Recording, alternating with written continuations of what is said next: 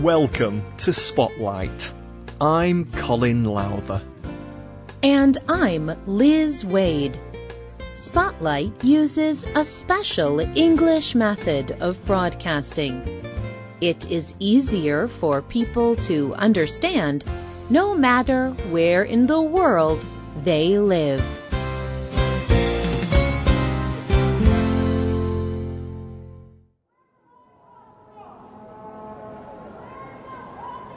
It is 1912 in the United States. Women stand in a large group. They are outside a large, dirty factory building. They are protesting the conditions in the factory. Some of the women are holding signs. One of the signs says, "We want bread, but we want roses too." These women were factory workers. Their work conditions were bad, and they did not earn enough money. Their signs asked for bread. They wanted enough money to feed themselves and their families. But they also demanded roses, beautiful flowers. These flowers were a symbol for a good life, beauty, comfort, and good conditions. Women are still working for these things. March the 8th is International Women's Day.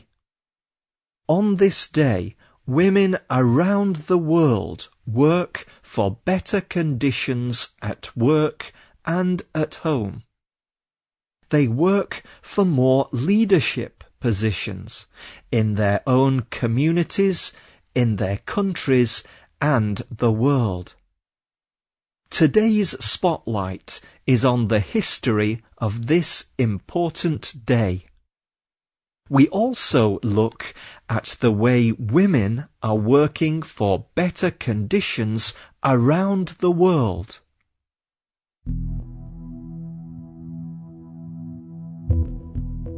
Women's Day began in the early 1900s. It was a time of great social crisis in Europe and the United States. Before that time, women had mainly worked at home. They cared for their families, or they helped on family farms. But in the 1900s, women in these countries were starting to enter paid work. They worked mostly in cloth factories.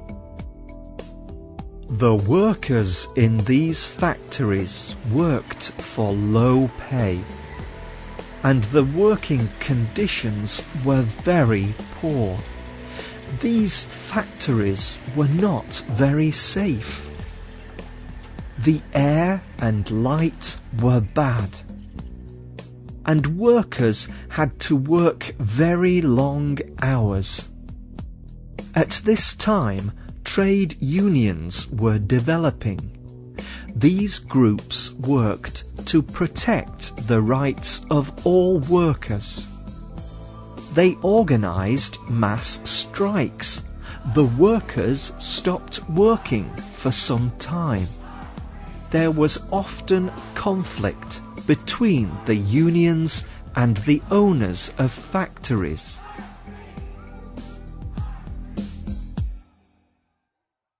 Like the women from the beginning of this program, women also joined these protests. They protested the poor treatment of women factory workers. They hoped to force factory owners to hear their demands. At the same time, women in the United States were also claiming the right to vote. the Socialist Political Party formed a Women's National Committee. This group called for the party to give one day each year to women.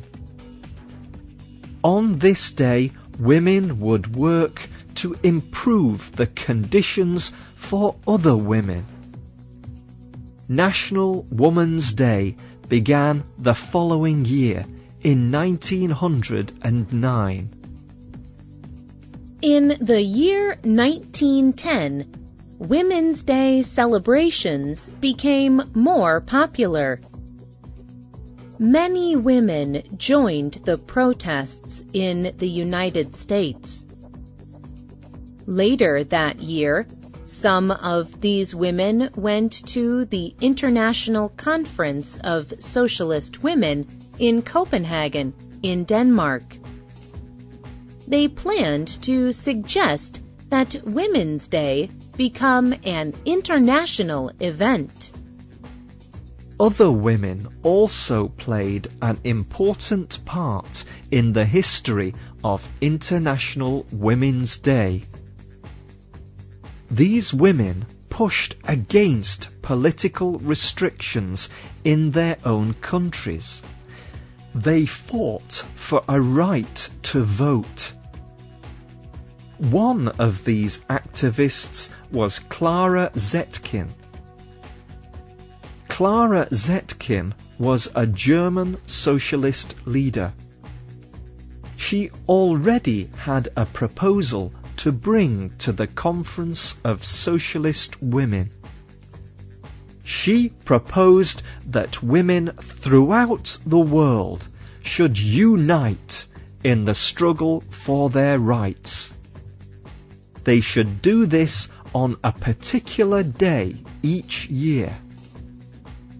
Over 100 women from 17 countries attended the conference. They approved Zetkin's idea. The result was International Women's Day. Many countries celebrated the first International Women's Day on March the 8th, 1911.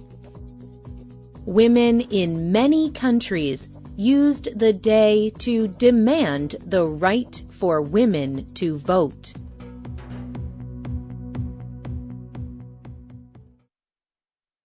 These protests worked. Over time, women have gained many rights. They gained the right to vote, and they gained many other rights too. The celebrations for International Women's Day expanded too. In 1977, the United Nations encouraged all countries to recognize the day. Each year, the UN holds a conference to encourage women's rights and women's leadership in the world. And today, many countries do celebrate the day. Communities, governments, and organizations hold different events. Here are just some of the ways that people celebrate Women's Day.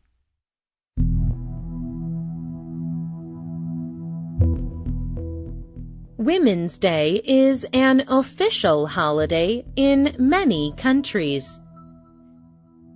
In some places, like Russia, no one has to work. In other places, like China, only women get a day off. Even in places where Women's Day is not a holiday, people still celebrate. In Chile and Albania, men may give women small presents, like flowers or chocolate. In Mali, women have the day off work.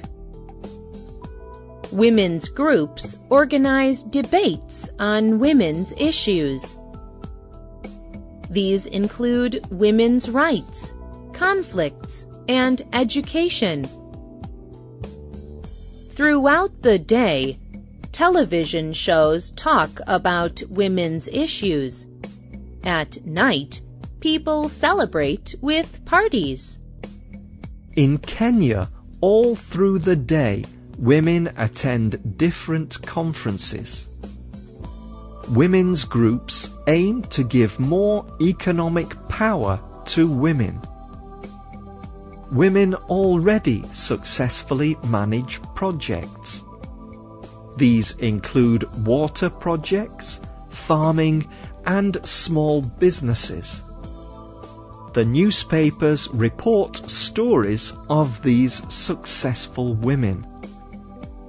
These women are people who have made a difference in the country in some way. They may have influenced the country's politics or economy. Or they may have had a good effect on people through their jobs. No matter how a country celebrates the day, it is important to do something. How will you celebrate International Women's Day? Write and tell us on our website at www.radioenglish.net.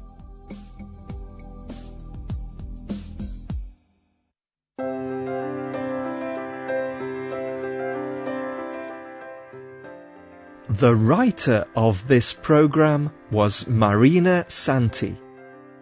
The producer was Michio Ozaki. The voices you heard were from the United States and the United Kingdom. All quotes were adapted for this program and voiced by Spotlight.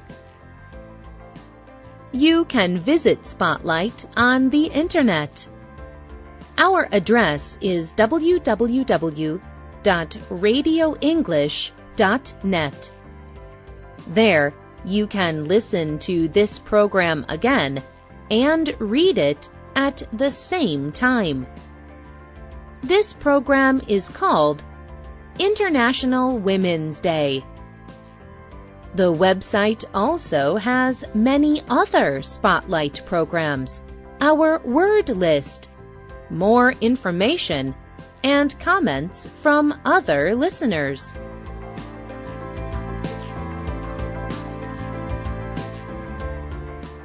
You can also receive Spotlight programs every week directly to your computer with the Spotlight podcast. Just follow the podcast link on the Spotlight website, radioenglish.net. If you have a comment or question about any Spotlight program, you can email us at radio@radioenglish.net. Or you can leave a comment on the script page of the program on our website, radioenglish.net. We hope you can join us again for the next Spotlight program.